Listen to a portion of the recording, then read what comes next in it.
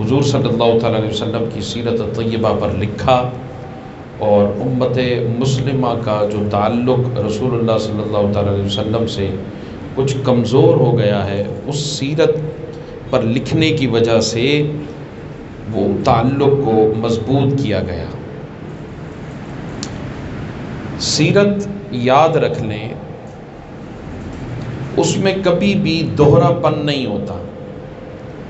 سیرت ہمیشہ ہر ایک کے لیے یکساں ہوتی ہے، اپنوں کے لیے بھی ویسی ہوتی ہے اور پرایوں کے لیے بھی ویسی ہوتی ہے۔ مثال کے طور پہ ایک دفتر میں ایک آفیسر ہے، بہت بڑا افسر ہے، اس کے پاس کچھ لوگ آتے ہیں جو اس کے ملازمین میں سے ہوتے ہیں، نوکر ہوتے ہیں، کام کاج کرنے والے ورکرز ہوتے ہیں، اس کے پاس آتے ہیں۔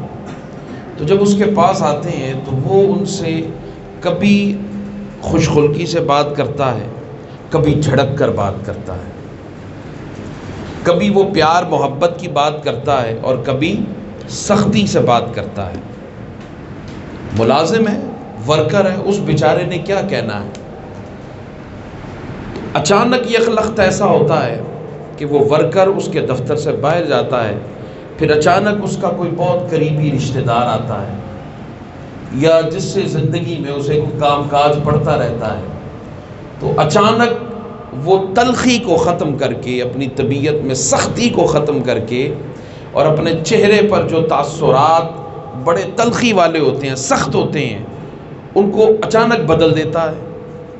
خوش خلقی سے بات کرتا ہے، پیار سے بات کرتا ہے، اس کے اندر محبت بھی ہوتی ہے، چاہت بھی ہوتی ہے، پیار بھی ہوتا ہے، انسیت بھی ہوتی ہے۔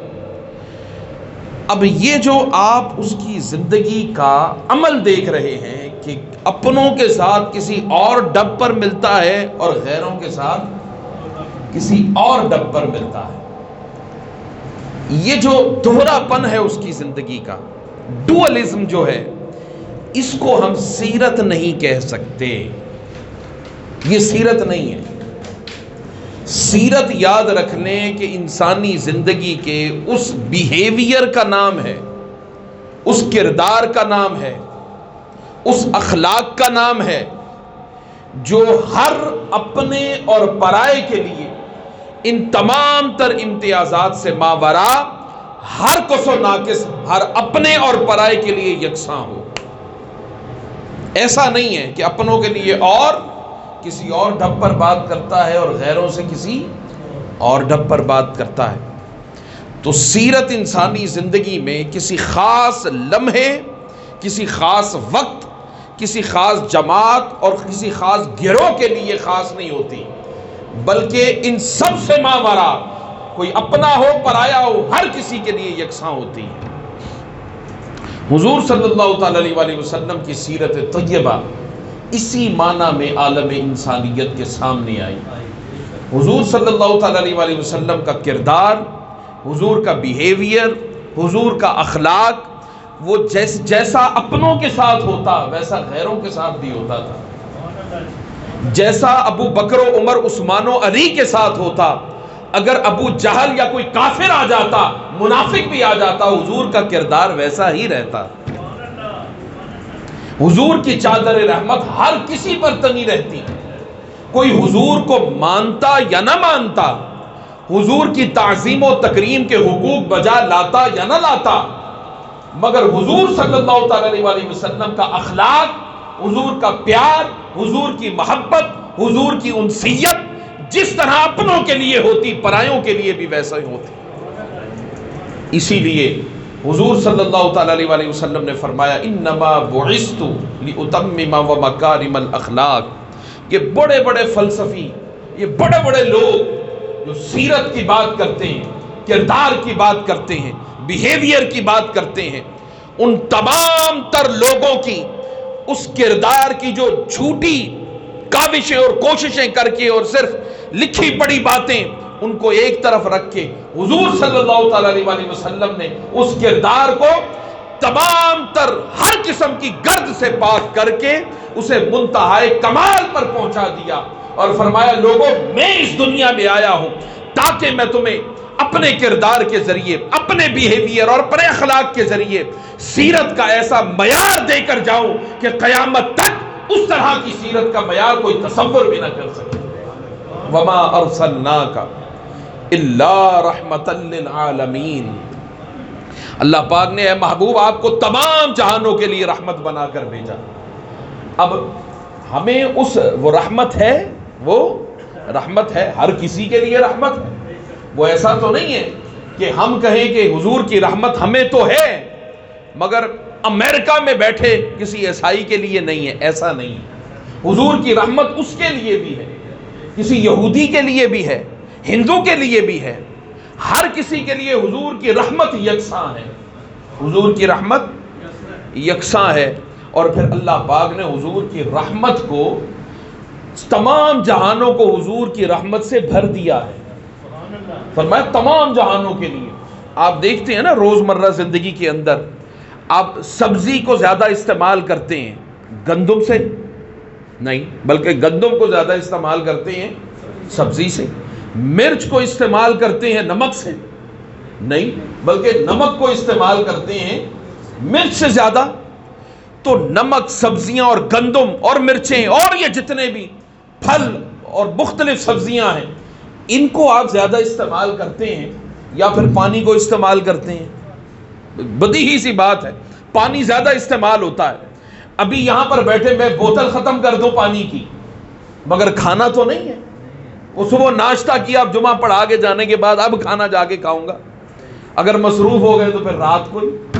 تو کھانے کے بغیر پھر بھی انسان رہ سکتا ہے، مگر پانی کے بغیر اتنا نہیں رہ سکتا۔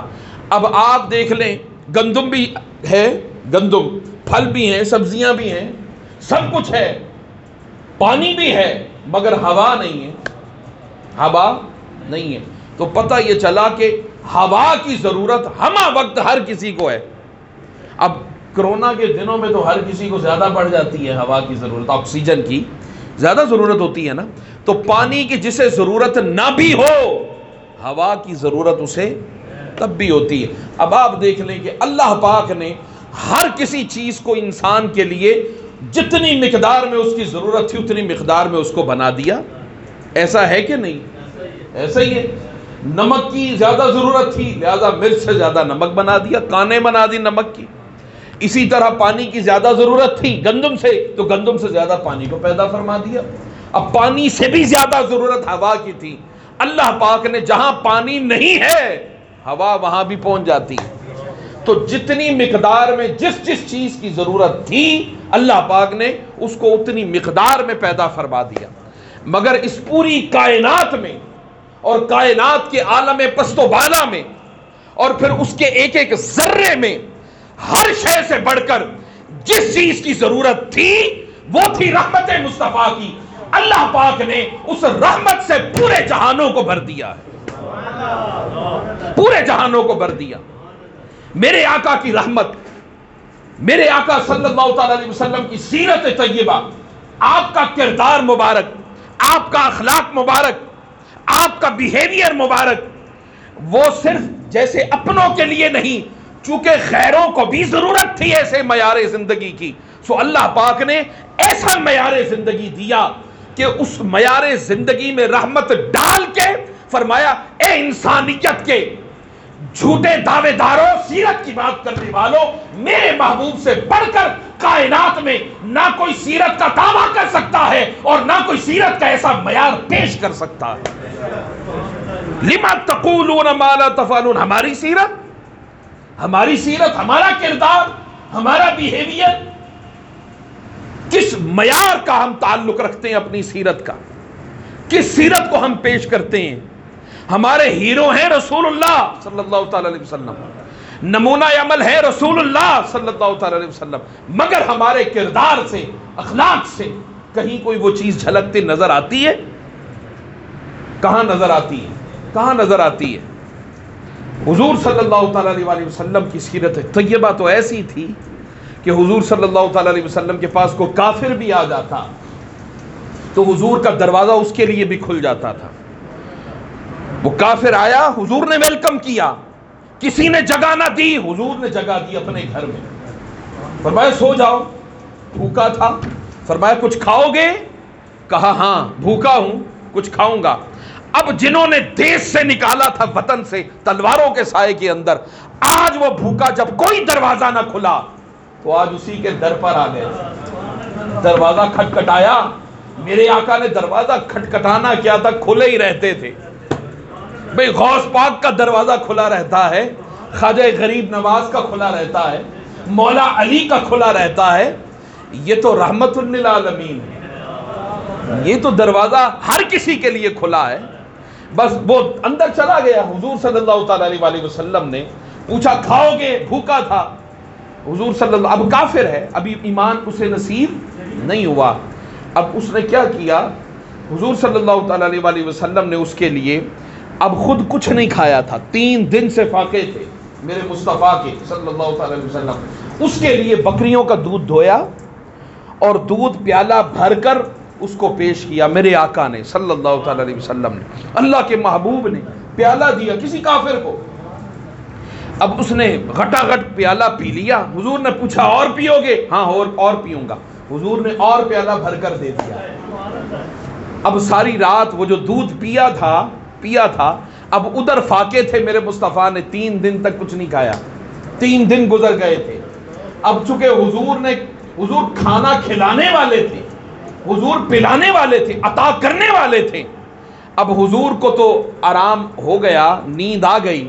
اب وہ ساری رات جاگتا رہا کہ جن کو ہم نے تلواروں کے سائے میں دیس سے نکالا تھا، آج ان کی محبتوں اور شفقتوں کا یہ عالم کہ آج اپنے ہاتھوں سے دودھ دو کر ہمیں پلا رہے ہیں۔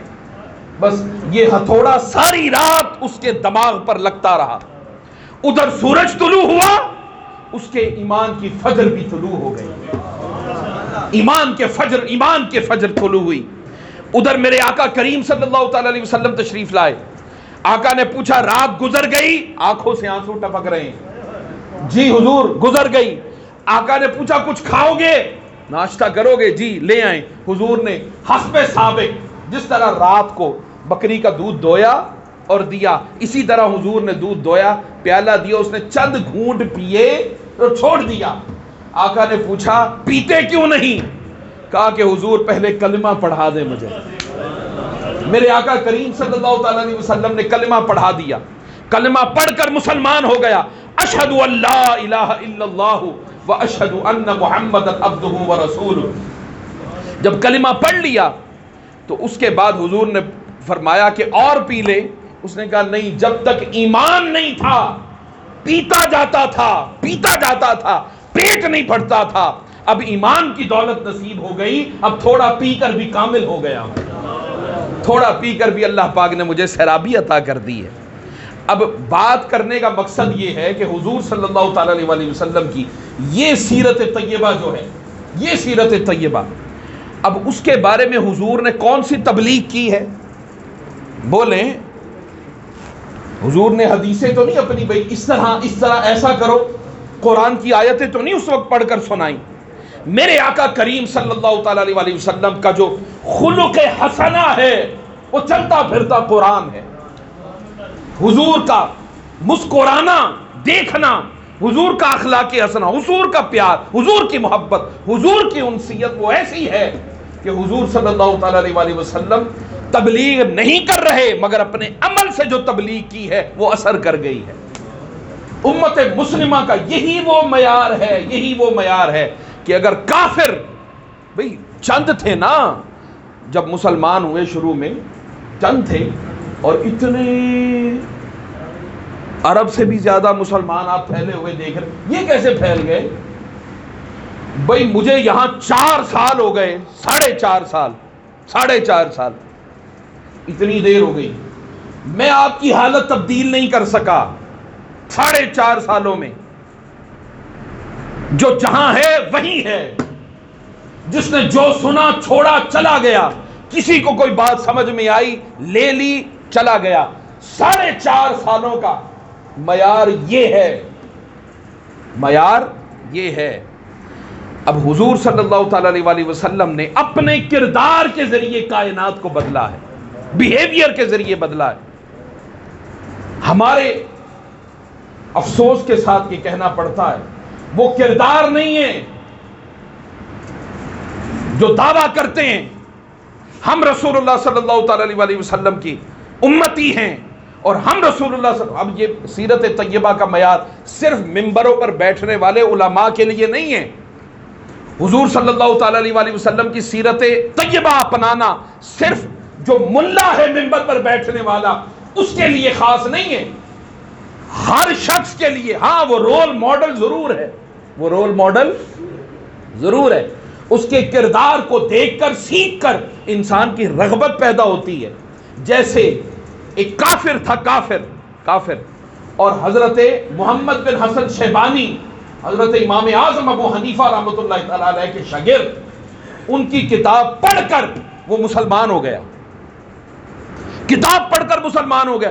انہوں نے کہا کہ حضرت مسلمان ہو گیا، اس نے کہا کہ محمد بن حسن شیبانی کی کتاب میں کیا تھا، ان کے اندر کون سی ایسی چیز تھی کہ جس نے آپ کو مذہب بدلنے پر مجبور کر دیا اور آپ مسلمان ہو گئے. محمد بن حسن شیبانی کہنے لگے ارے میں نے جب پڑھا محمد بن حسن شیبانی کو، جس نے اس کافر نے جو مسلمان ہو گیا تھا بعد میں، جب اس سے پوچھا گیا اس نے کہا جس امت کا چھوٹا محمد ایسا ہے اس کے بڑے محمد کا عالم کیا ہوگا. اس کی سیرت طیبہ، اس کا کردار، اس کا بیہیویئر ایسا ہے تو بڑے محمد الرسول اللہ کا عالم کیا ہو صلی اللہ تعالی علیہ وسلم. اب آپ دیکھیں کردار کے ذریعے پھیلا، اخلاق کے ذریعے پھیلا، محبتوں کے ذریعے. یہ جتنے اولیاء کرام تشریف لائے اور جتنی صدیاں تاریخ اسلام کی بیتیں، خواہ اسلام مکہ اور مدینہ کی سرزمین پر، وہاں سے دمشق اور بغداد کی سرزمین تک پہنچا، خواہ وہ ماوراء النہر تک پہنچا، خواہ وہ چائنا تک پہنچا، خواہ وہ پاکستان اور ہندوستان اس سرزمین پر پہنچا، الغرب شرق تا غرب، اطراف و اکناف عالم میں جہاں جہاں اسلام پھیلتا چلا گیا، وہی حضور صلی اللہ تعالی علیہ وسلم کا کردار لانے والے، وہ اسلام کو پھیلانے والے اپنے کردار کے ذریعے، اخلاق کے ذریعے اسلام کو پھیلاتے چلے گئے. تلوار گردنیں تو کاٹ سکتی ہے مگر کسی کا دل خرید نہیں سکتی. یہ جو اسلام دفعتاً اطراف و اکناف عالم میں پھیلتا چلا گیا اور قبائل کے قبائل، اقوام کی اقوام اور لشکر در لشکر حلقہ بگوش اسلام ہوتے چلے گئے، وہ تلوار کی بنا پر نہ تھا، وہ حضور صلی اللہ تعالی علیہ وسلم کی سیرت طیبہ کے جو مظاہر تھے ان کے کردار کی بنا پر اسلام پھیلا. ان کی تعلیم ایسی تھی کہ ان کی تعلیم انقلاب بپا کرتی، ان کی خانقاہیں اس انقلاب کو تحفظ دیتی، اسے فروغ ملتا، محبت کا درس ہوتا، پیار کا درس ہوتا، غیر بھی آتا تو اس درس میں بیٹھ کر کچھ نہ کچھ لے کر جایا کرتا تھا.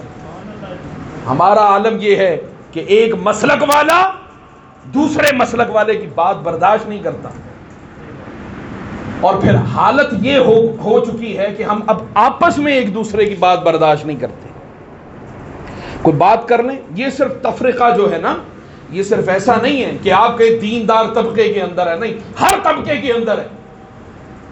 یہاں کوئی فوت ہو جائے تو یہ ڈیسائیڈ نہیں ہوتا کہ دفن کہاں کرنا ہے، اس کو نہلائے گا کون، روٹی کنے دینی، کل کس ٹائم ہونے نے، کلاں تے سالن پکنا ہے کہ بریانی پکنی ہے.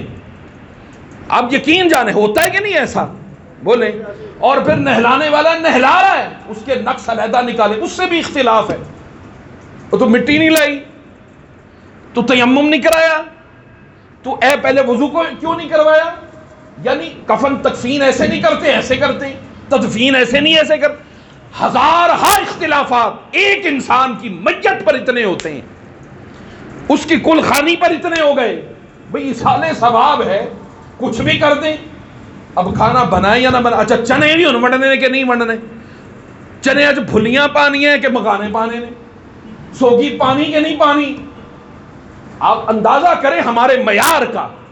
ایک بندہ اس دنیا سے رخصت، اس کو مصیبت پڑی ہوگی اگلے جہان میں، وہ فرشتوں کے سوالوں کے جواب دے رہا ہے بیچارہ. ادھر فساد ہے، ادھر لڑائی ہے، پھر جائیداد کی لڑائی علیحدہ شروع ہو جاتی ہے، وراثت کی لڑائی علیحدہ ہو جاتی ہے. اور پھر حالت یہ ہے کہ وہ حق جو اللہ اور اس کے رسول نے دیا ہے وراثت کے اندر، اس حق کو ادا نہیں کیا جاتا صحیح طریقے سے، صحیح طور پر۔ کون کرتا ہے ادا؟ سیرت رسول کی بات کرنا تو بڑی بات کی بات ہے، اور جو احکامات دیے ہیں شریعت مصطفیٰ نے اس پر عمل ہو رہا ہے۔ بیٹیاں ہیں بیائی جا رہی ہیں، ان کو ان کے جو جائیداد میں سے حصے ہیں وہ نہیں دیے جاتے، کہا جاتا ہے بس تمہیں اتنا سونا ڈال دیا، تیری شادی کر دی، اب دوسرے گھر میں جائے گی، اب وہ ذمہ دار ہیں، اور ساری جائیداد پکڑ کر بیٹوں کے نام لگا دی جاتی ہے۔ ایسا ہے کہ نہیں؟ رسول اللہ صلی اللہ تعالی علیہ وسلم گئے ایک صحابی کے پاس، بیمار تھے، عیادت کے لیے میرے آقا کریم صلی اللہ تعالی علیہ وسلم چلے گئے۔ انہوں نے کہا کہ یا رسول اللہ صلی اللہ علیہ وسلم، آپ گواہ ہو جائیں، میں آپ کو گواہ بنا کر یہ کہتا ہوں کہ میرا وہ جو غلام سب سے بہترین ہے، میں اپنے فلاں بیٹے کو دیتا ہوں۔ آقا دو جہاں صلی اللہ تعالی علیہ وسلم نے فرمایا کیا وہ غلام اسی طرح کا غلام، اسی طرح کا با وفا غلام، اچھا غلام، کیا تو اپنے دوسرے بچوں کو بھی دینے والا ہے؟ کہا نہیں یا رسول اللہ، صرف اسی کو دوں گا۔ آقا نے فرمایا لا، ارے ایسے ظلم کے کام میں مجھے شریک کرتے ہو، مجھے گواہ بناتے ہو؟ خبردار، صحابی کو کہہ رہے ہیں رسول اللہ صلی اللہ علیہ وسلم، خبردار، اگر اپنے ایک بیٹے کو جیسی چیز دو، اپنے دوسرے بیٹے کو بھی ویسی دو، اور اپنی بیٹیوں کو بھی دو۔ بیٹیوں کے حقوق مارے جاتے ہیں، پہلے ہی اس کا حصہ کتنا ہے؟ بیٹے کو 2 حصے ملے اور بیٹی کو 1 ملنا ہے، بیٹی کو 1 ملنا ہے۔ ایسی 3 بوتلیں ہیں نا، 3 بوتلیں پانی والی، تو 2 گئے بیٹے کو، وہ 1 بیٹی کی ہے، اور جو بیٹوں کو جا رہی ہے وہ اس نے خود کمایا ہے؟ بولیں نہیں کمایا اس نے، تو تکلیف کس بات کی ہے تجھے؟ کیا چاہتا ہے تجھے؟ کیا چاہیے؟ کس بات پر؟ یہ بہنوں کا حصہ بھی مجھے ڈال دو، بہنیں لکھ دیتی ہیں۔ کئی ایسے معاملات میرے پاس آئے، ایک خاتون، ایک بچے آئے، خاتون تھی، ساتھ اس کے 2-3 بچے تھے، تو وہ کہنے لگی جی میں بڑی پریشان ہوں۔ میں نے کہا کیا ہوا؟ انہوں نے کہا کہ ان کے والد اچھا خاصا کماتے تھے، ہوا یہ کہ بیمار ہو گئے، بیماری پر پیسہ لگ گیا، کافی پیسہ لگا، اب بچنے کو صرف گھر رہ گیا، ان کا انتقال ہو گیا۔ اب جو گھر تھا اب وہ آ گیا بیوی کے پاس اور بچوں کے پاس، وراثت کا جو تھا اب بیوی اور بچوں کے پاس آنا تھا۔ اب بہن نے کیا کیا، وہ جس کی اس کی وہ بیوہ تھی، اس کے بچے تھے، آیا تو بیوہ اور بچوں کو تھا، مگر کیا ہوا، اس عورت کے بھائیوں نے کہا کہ ہمیں دو، ہم انویسٹ کرتے ہیں اور آپ کو دیا کریں گے پروفٹ اس میں سے۔ اس نے کہا چلو ٹھیک ہے، ہمارا کمانے والا تو کوئی نہیں، بھائیوں پہ اعتبار کر لیا اس نے۔ انہوں نے کیا کیا کہ گھر جو ہے بچوں کے نام سے پھر اپنے نام ٹرانسفر کیا، اس کے بعد اپنے بھائیوں کے نام کر دیا، اور وہ بھائیوں کو چلا گیا۔ بھائیوں نے وہ ساری جائیداد بیچ دی۔ کچھ دنوں کے بعد ماں کا بھی انتقال ہو گیا۔ بچے جو اسکولوں میں پڑھتے تھے، کوئی موٹر سائیکل کا کام کر رہا ہے، کوئی محنت مزدوری کر رہا ہے۔ تو آپ اپنے رشتہ داروں کو نبھا لیں، وہ جو رشتہ اللہ اور اس کے رسول کا ہے، وہ جو آپ کو حق دینا چاہتا ہے، وہ چاہتا ہے کہ جو بیٹے کا حصہ ہے، حق ہے، وہ اسے ملے، جو بیٹی کا ہے وہ اسے ملے، جو آگے بیوی کا ہے وہ اسے ملے، اور اگر بیوی مر گئی تو جو شوہر کا ہے اسے ملے، جو ماں باپ کا ہے اسے ملے 1/6 جو ملنا ہے، اور بیوی کو جو مل رہا ہے 1/8 وہ ملے۔ اور پھر اللہ اور اس کے رسول صلی اللہ تعالی علیہ وسلم نے کسی کو محروم ہی نہیں رکھا۔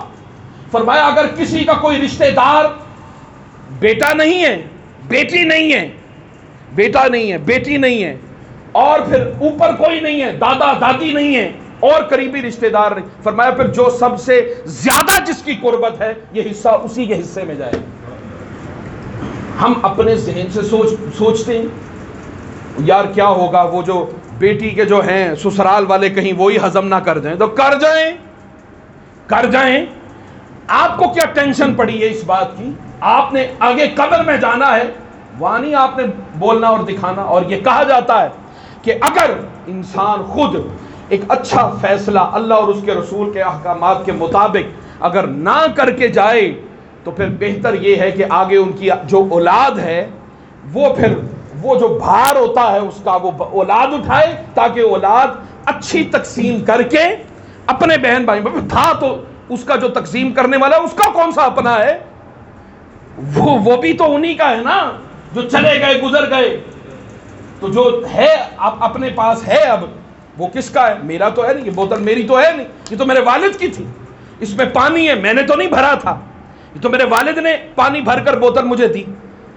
اب وہ آ گئی میری وراثت میں, مجھے تو مل گیا تحفہ. اور افسوس ہے ہماری وہ مائیں بہنیں اور بیٹیاں کہ جن کو تحفہ ملتا ہے مگر پکڑ کر اپنے بھائیوں کو پکڑا دیتی. وہ تحفہ پکڑیں, لے رکھیں اور لے کر آگے کل کو, جیسے میں نے بتایا مثال دی, شوہر ہے آج ہے کل نہیں ہے, بچے جوان ہو گئے, تعلیم کے لیے پیسوں کی ضرورت ہے. میرے پاس ایسے کئی اور بھی لوگ آئے ہیں. خاتون تھی 7-8 سال پہلے یہی میرے پاس, میرے شوہر کی ڈیتھ ہو گئی. میں نے کہا جاؤ عدالت میں پہلے ان سے بات کرو بیٹھ کر کے حصہ دیں. میرے شوہر کا جو بیوی کا آتا ہے 1/8 حصہ وہ بھی دیں, اور جو میرے بچوں کا آتا ہے, بیٹی کا آتا ہے, وہ بھی دیں. انہوں نے انکار کر دیا. میں نے کہا آپ کورٹ میں کیس کریں. انہوں نے آگے سے بھائی نے کہا, لڑکی کے بھائی نے کہا کہ کیس کرنے کی ضرورت نہیں ہے, میں ساری زندگی تمہارا بوجھ اٹھاؤں گا اور تم بوجھ نہیں ہو, میں تمہاری خدمت کروں گا, تمہاری بچی کو پالوں گا, اچھی تعلیم دوں گا. 8 سال کے بعد وہ خاتون پلٹ کر پھر آئی. شادی تو اس کی ہوئی نہیں دوبارہ. یہاں تو بیوہ کو سمجھتے ہیں جیسے پتہ نہیں کوئی اس کا کوئی تعلق واسطہ ہی نہیں ہے اسلام سے. اور بیوہ سے شادی کرنا کتنی بڑی نیکی ہے, کسی کی بچی پالنا کتنی بڑی نیکی ہے. کبھی یہ بھی نیکیاں کی ہیں ہم نے. بیوہ سے شادی کرنا یہ سنت رسول ہے صلی اللہ تعالی علیہ وسلم. پوری کی ہے کبھی کسی نے؟ چلو دعوت اسلامی والے پوری کر لیں, بڑی بات ہے. اس سنت کو وہی ادا کر لیں, وہی بڑی بات ہے. تو سنتیں تو اور بھی بہت سی ہیں, ٹھیک ہے, جو جتنی ادا کر سکتا ہے اس کو اتنا اجر ہے, اتنا ثواب ہے.